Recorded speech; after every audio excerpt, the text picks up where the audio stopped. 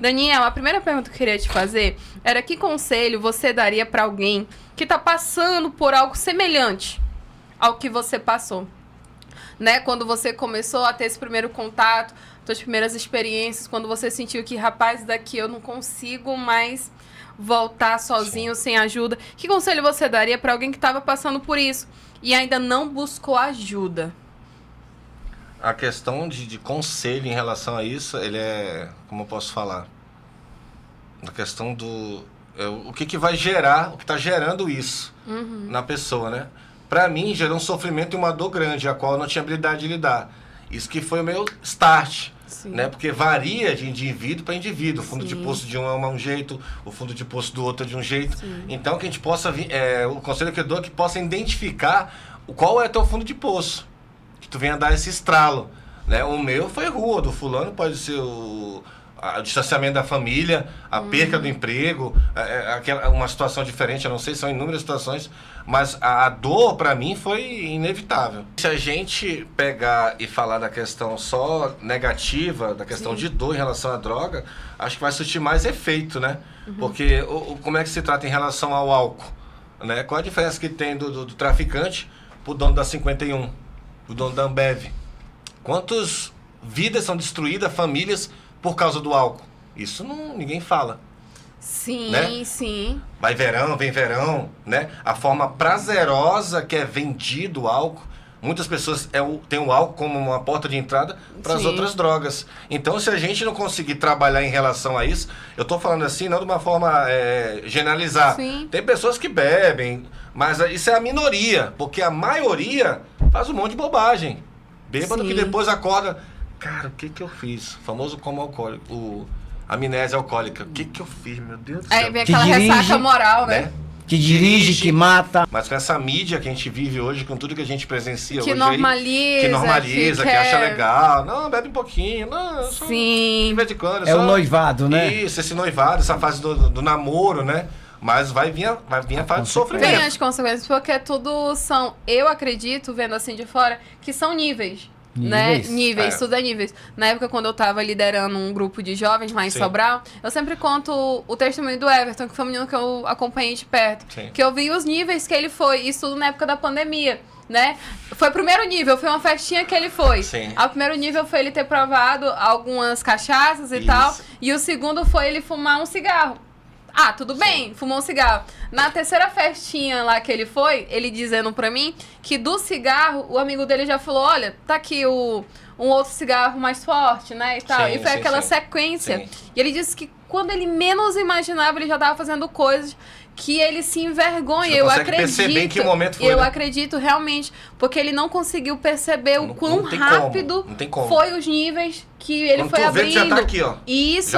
Ele disse que foi coisa de 3 meses, assim, que da primeira festa, né, naquela época as festas clandestinas, da primeira festa, que só foi uma bebida com um cigarro, até a outra que ele já tava... Ele falou, Stephanie, loucura que eu tava fazendo. É muito louco isso. E foi tudo muito rápido. E ele nunca tinha, né? É por isso que eu falo, galera, não, eu costumo falar da diferença, Daniel. Dentro do campo nutricional, existe uma diferença do regime e da dieta. A dieta é aquela que é menos agressiva, aquela que todo mundo tenta fazer, né? Todo ano, todo mundo tenta fazer a dieta, que é só cortar algumas coisas ou diminuir quantidades. Comia 2, come 1, vai diminuindo lá. Que é o mais equilibrado, assim, pra todo mundo. Só que tem um mais radical, que é o regime. Que é cortar, né? Cortar açúcar, o regime, ele corta carboidratos, ele é mais radical. Só que aí que vem, dentro do nosso mundo, aí agora a gente entra no teor espiritual, né? Há pessoas que acreditam que uma dietinha de droga, de um vício, já basta. Com isso não dá pra ter dieta. Com isso não dá pra reduzir quantidade. Isso que eu falava pro Everton, amigo, tu quer sair desse mundo? Então tu, em vez de tu cheirar 2 colas, não é cheirando uma que tu tá saindo. Entendeu? É corte, é cortar. Só que pra chegar no corte, com certeza enfrenta algumas barreiras, né? Sim. Qual foi a primeira barreira que tu identificou, assim, pra tu enfrentar o corte absoluto? Sim, pode ficar à vontade. Você falou algo interessante em relação a isso, né? Eu até também estava comentando isso. acho que essa semana que passou agora, eu sempre pensei que eu ia ter habilidade de lidar com as drogas, né? Acho que falei isso ainda há pouco. Você falou, vou voltar a repetir isso aqui. Sim. Sempre eu achava que eu poderia controlar, cortar. 2, só um pouquinho. Porque eu vivi experiências assim. Tá bom, passei 3 meses, aí trabalhei, consegui um trabalho, aí passei 3 meses limpo. Aí no 4º mês eu recebi meu salário, aí peguei R$50 só. Aí, caraca, deu certo, eu não gastei tudo. Aí o 2º mês, menos R$50, deu certo. Aí no 3º, já não deu mais certo. Já foi tudo, não fui trabalhar. Então, eu preciso entender isso, que tem que regime. Corta, não tem como mais. Eu não tenho habilidade de lidar com isso. Entender e aceitar isso, né? E hoje eu tenho essa aceitação em relação a isso, né? Então, qualquer valor, qualquer situação que eu pego, meu amor, com a minha esposa, Sim. tem isso aqui. Qualquer centavo que eu pego, eu falo para ela, amor, tem isso aqui, o que a gente vai fazer? Vamos comprar o quê? Vamos pagar o quê? Então, assim, eu precisei parar de auto me manipular, né?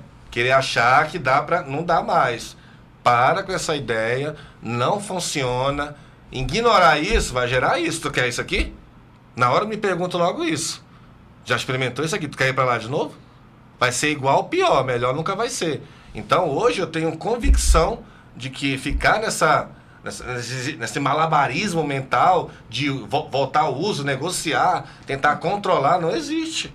Não tem como. Então eu vejo muitos irmãos passando por esse processo e se automanipulando, pô. Achando, não, vou ficar na manha. Não fica, só admite, para, pô. A verdade, ela liberta, né? Então a partir do momento que eu falo de mim, né, de alguma forma eu me liberto. Né? Quem é o Daniel mesmo, de fato? Né? Então eu preciso muitas vezes se expor em relação a isso. Então quando a gente fala da gente, a gente abre um monte de leques, né? Sim. Mas eu tô muito tranquilo em relação a isso. Eu não sei nem como descrever isso, se é que tem algum como descrever em relação a isso. Porque muitas vezes eu usei sem querer usar. Quando me vi, eu já estava usando, né? Então é um paradoxo muito louco na cabeça Sim. de uma pessoa que está na ativa em relação ao uso. De querer ajuda, muitas vezes, poxa, eu vou me internar, mas deixa eu fumar aqui só mais um, né? Mas como isso, né? Como lidar com isso? Como ter esse domínio mental em relação a isso? Não tenho como te descrever em relação a isso. Só sei que é desesperador, é perturbador, é angustiante, né? Se tiver um monte de palavras em relação pejorativas em relação a isso, eu faço uso aqui.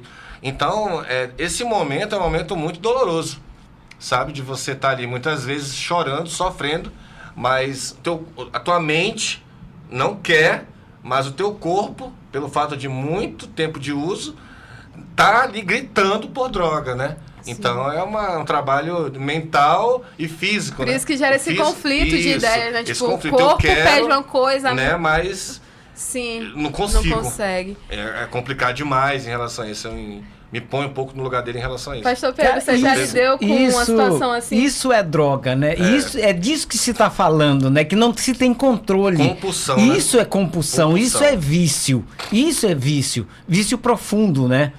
Que a pessoa quer, mas não consegue. E é isso que eu vou dizer, que a droga é como que um rato que entra num labirinto. Sim. E aí é que entra a ajuda. O rato entrou no labirinto, ele não consegue sair sozinho. E aí é que tem que ter a mão para ir lá, pegar ele, entendeu? Tirar ele daquele ambiente, sinalizar de alguma forma, sinalizar ele, levar até um local onde ele possa ficar sóbrio e lá ele desejar, ele querer. E aí a gente vai trabalhar esse querer dele lá com sobriedade, que Sim. vai passar pela abstinência. Sim. Se ele consegue vencer. Eu sei que quando iniciamos o Bom Samaritano, nós tínhamos aqui, o número era muito grande de pessoas, mas a gente tinha um local aqui onde ele passava 7 dias. Sim. Se ele conseguisse vencer 7 dias sem uso, Sim. então ele iria para o sítio. Ele iria para o Bom Samaritano lá para o ramal do é o nome do ramal lá? São Sebastião. São Sebastião lá Então ele iria para lá, passava por esse ramal do Pó Rosa. Ele passava por esse processo, porque é difícil, não é fácil, entendeu? Não é para qualquer um, não é para amador. O codependente, muitas vezes, ele sofre até mais do que o usuário. Né? Porque o usuário ele tem a válvula de escape, que é a droga. O codependente ele não tem com que anestesiar, pô. Ele pega uma porrada seca ali, entendeu? Sim. Então, às vezes, ele entra em situações equivocadas, né? De interpretações equivocadas em relação ao cara que está internado. Né? Aí, tô bom, pô, mas parece que ele tá bem. E toma atitudes que não eram para tomar. Né? Eu recomendo muito um grupo, famílias que vêm falar comigo em relação a isso, que é o grupo Amor Exigente. Que ele trabalha justamente com os familiares, né? Se eu não me engano, eu posso estar falando alguma coisa errada aqui, parece que o companheiro não entra, só trabalha a família, né? Em relação justamente a isso, a perceber quando o cara está manipulando, a perceber um comportamento, a perceber quando está com malandragem. Então trabalha a família em relação a isso, porque a família não sabe. Não sabe como lidar. Pode estar falando que está bem, pode estar fortinho, está gordinho. A família não tem entendimento da magnitude do que é uma dependência química. É verdade. Né? Até porque eu acredito Mas tá que 3 meses já, desculpa. Sim. Tá 3 meses, não é assim. Até uns anos atrás era visto como um grande tabu. Sim. Toda essa questão, tanto da recuperação, quanto mesmo, eu acredito até dos grupos de apoio. Era visto como um tabu. Mas graças a Deus... Tem um CID. Isso, até... Graças a Deus, hoje, a gente vê mais pessoas falando, mais pessoas divulgando, mais apoios até mesmo, assim, se bem que em algumas partes ainda falta apoio dos governantes com relação a um olhar diferenciado para isso, né? Apoio quando eu falo, assim, de investir realmente com mais base, porque ninguém mais do que qualquer outro empresário seria o próprio governo atuando nessa área, de ajudar tanto as famílias com apoio, como aos próprios dependentes, né? Então, mas cada vez, graças a Deus, a gente está dando um avanço. E eu acredito que a igreja, como instituição, né? Tanto os pastores que sempre levantaram essa busca por essas almas, né? Tem cada vez mais que Deus continue abençoando esses seres, porque são anjos que estão voltando, né, a dar dignidade. Aí que vem a minha pergunta para você, Daniel. Daniel, se eu te encontrasse no momento que você estava situação de rua, se eu te fizesse a seguinte pergunta: como você se vê daqui a 2, 3 anos? Tu tinha, assim, uma esperança, uma expectativa de estar em uma situação melhor quando você estava lá, nessa situação de rua? Se você tivesse me visto em uso, você fizesse essa pergunta? Como você acho que provavelmente não iria te responder. Você não tinha perspectiva? Não tem como. Eu estava num momento insano ali. Não tem como. Eu te responder algo em relação a isso. O que eu ia fazer era te manguear, ia pedir alguma coisa de ti, eu ia te manipular. Isso com certeza eu iria fazer. Sim. Agora, te responder alguma coisa em relação a isso, eu acharia bem pouco provável. Se eu te pergunto hoje, o Daniel de hoje... hoje com certeza. Se eu te pergunto, Daniel, como é que tu já se vê daqui a uns 5 anos? Como é que você... As perspectivas já mudam, né? Eu tenho um sonho, né, que é me formar em psicologia, entrar na faculdade de psicologia. E, infelizmente, não deu para me entrar agora no começo do ano, mas no segundo semestre, graças a Deus... Se tudo der certo, eu vou começar. Isso eu não vou negociar, isso é negociável, né, para mim. O meu desejo de fazer essa faculdade é para alcançar pessoas, é para ajudar pessoas. Não é gana, não é questão monetária, é ajudar, né, viver isso, porque estenderam a mão para mim. Então, hoje eu preciso também estender a mão para aquele que está precisando, né? Então, a minha ideia é essa. Sabe? Eu tive um leve arrepio, porque assim... É ajudar mesmo. O que é que acontece? Eu acho que as pessoas que estão passando por esse tipo de problema, certamente, tanto o vídeo como os cortes vão chegar para esse grupo. Sim. Talvez pense que já chegou no fundo do poço e dá até a voz já fica até uma... Talvez a pessoa pense assim, não, cheguei no fundo, daqui eu não tenho mais expectativa, talvez eu não tenho mais família, talvez pense dessa forma, né? Perdi casa, perdi mulher, perdi marido, perdi meus filhos, eu não tenho mais trabalho. Talvez pense que não tem mais saída. Sim. E hoje eu tava até comentando com o Alexandre isso ontem, e eu falei assim, amor, olha que exemplo legal. Olha hoje o Daniel... com um emprego. Isso eu vendo de fora, tá, Daniel? Eu sei que, né, todo mundo tem mais conquistas pessoais que não cabem nem compartilhar. Mas a gente vê de fora uma vida reestruturada em Deus, né? Com a sua esposa, com a sua casa, com os seus bens, trabalhando. Ou seja, tá com a dignidade lá em cima, porque o trabalho dignifica o homem, né? Como já diziam os grandes filósofos. e voltou. Então, amados, vocês que estão aí do outro lado, que tem alguém da família que é dependente químico, ou se você está enfrentando um vício e acha que não tem mais saída, que não tem mais solução, hoje o Daniel é um grande exemplo de recuperação. Né? E que é possível recuperar, e que é possível restituir a família, restituir a sua casa, os seus bens, né, Daniel?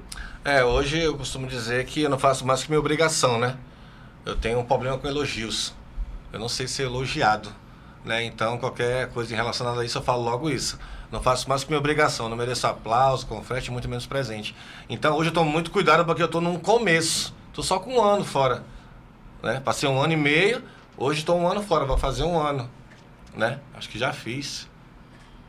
Hoje é dia 18? Isso. Hoje eu faço 1 ano que eu tô aqui fora. Que legal! Rapaz, eu tava blindado com essa situação. Dia 18 que legal! de janeiro de 2024 eu saí. Meu Deus, Dani!